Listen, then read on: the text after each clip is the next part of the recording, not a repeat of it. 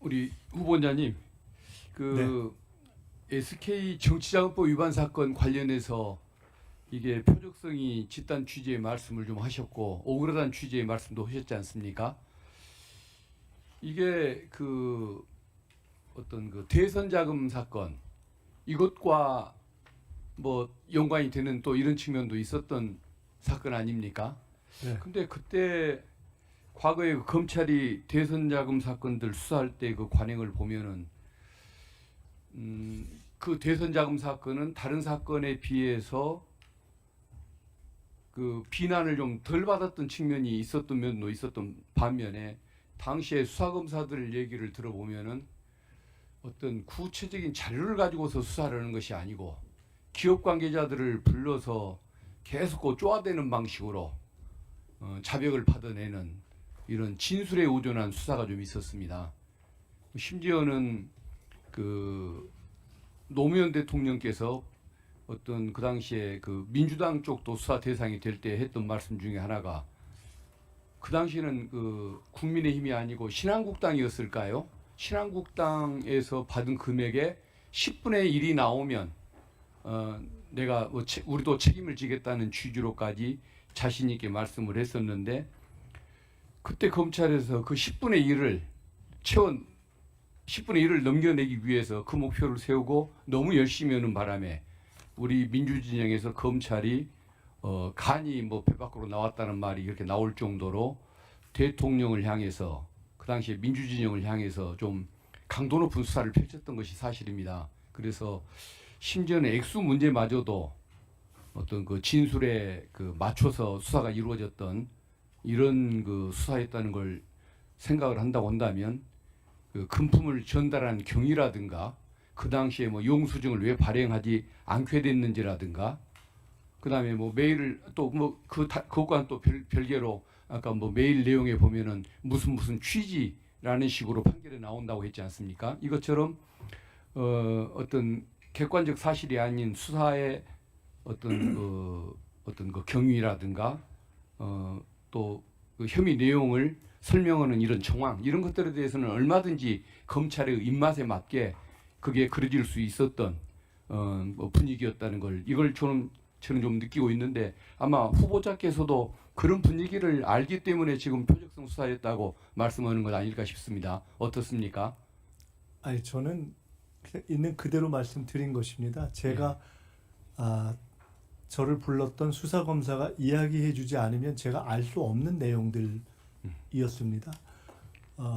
수사검사가 불러서 갔더니 어느 기업으로부터 돈을 받은 바가 없냐고 해서 제가 잠시 멍하게 생각을 못하다가 무슨 얘기냐고 하니까 서울시장 2002년 선거 당시의 일을 이야기해서 당연히 있다고 얘기를 했더니 근데 그게 뭐가 문제냐고 제가 반문하자 그때 그 설명을 해주기를 대선 자금 수사를 하면서 그 기업을 불렀는데 그 기업의 회장에게 제 이름을 얘기하면서 저 관련된 것을 불라는 표현을 그 검사가 썼습니다라고 해서 그 당사자께서 아니 이것은 이 사람이 요청한 것도 아닌데 젊은 사람을 센 사람을 잡아야 되냐라고 해서 2시간 정도 답을 안 했는데 이걸 얘기하지 않으면 내보내지 않겠다라고 얘기해서 답을 하게 됐다라는 설명을 검사가 해줘서 제가 안건입니다.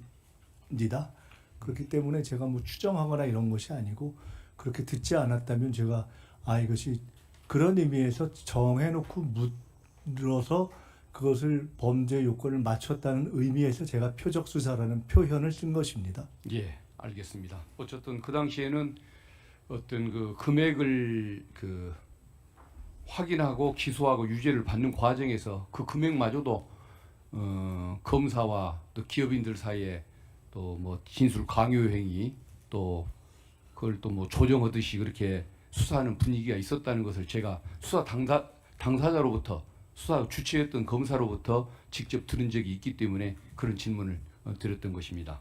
그 얘기는 이제 그만하겠습니다. 네. 그 정책적인 거 관련해서 한 가지 질문을 드리겠습니다. 이재명 대통령, 이재명 정부의 공약 중에 북구강로 주도권 확보라는 이 공약이 있지 않습니까? 그러니까 부산 등 한반도의 그 동남권 운명을 바꿀 수 있는 그 비전이라고 이걸 볼 수 있는 거고, 이 북극 항로 시대에 대비한다는 것은 우리 대한민국이 해양 경제의 중심 그리고 해양 강국으로 발돋움할 수 있는 이런 디딤돌로 삼을 수 있는 중요한 저는 공약이라고 보고 있습니다.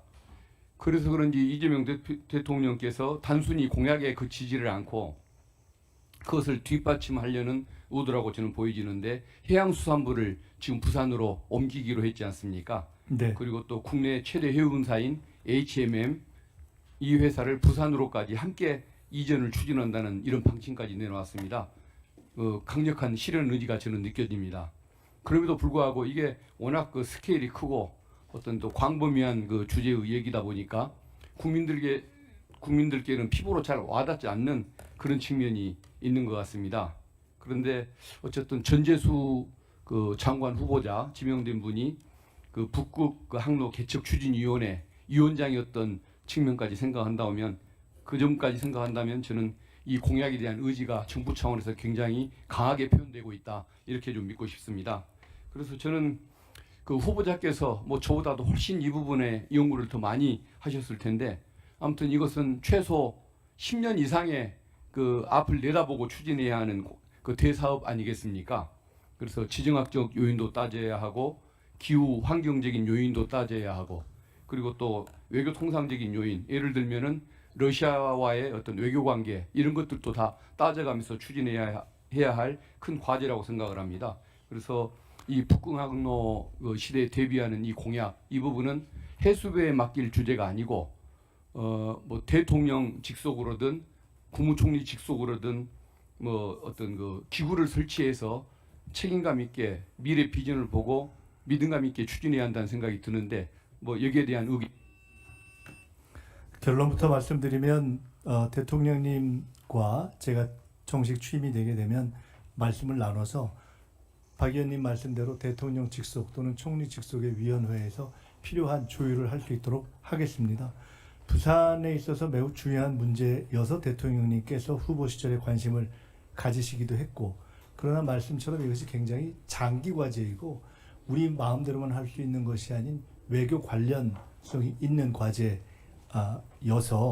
사실은 당장은 와닿지 않는 면이 부산 시민들께도 계실 수 있고 그렇습니다. 그래서 이거는 상당히 차근차근 정리를 해야 되는 과제이고요. 마침 말씀처럼 해수부 장관의 지금 후보자로 지명된 전재수 의원이 저희가 대선 시기부터 이 문제를 맡아주십사 해서 북극항로 관련 위원회를 맡아주셨기 때문에 이후에 해수부 장관으로서도 이 문제를 계속 다뤄나가시게 되고, 정부 차원에서 지원할 것은 전력을 다해서 하겠다. 이것은 부산의 문제를 넘어서는 대한민국의 비전과 관련된 문제다. 그래서 관심 주시는 것을 전적으로 동의하면서 그렇게 하겠습니다. 네, 박근태